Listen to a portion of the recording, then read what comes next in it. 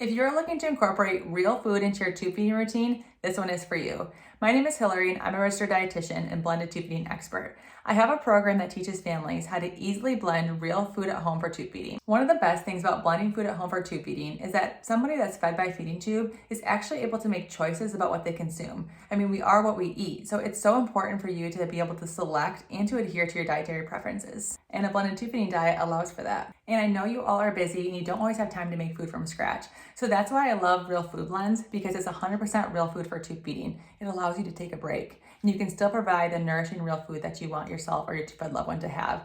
You can use it on its own or blend it in with other food. So I want to share a plant-based blended tube feeding recipe that uses a combination of a Real Food Blends Quinoa, Kale, and Hemp packet and other plant-based foods. So to make this recipe, you'll need red pepper, edamame, cilantro, tahini, nutritional yeast, turmeric, vegetable broth, and of course, the Real Food Blends Quinoa, Kale, and Hemp packet. Check out the caption for the full recipe and nutrition details.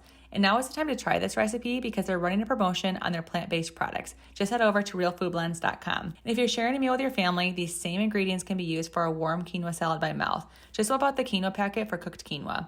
I really hope you enjoy this recipe, and as always, talk to your healthcare team before making changes to your diet.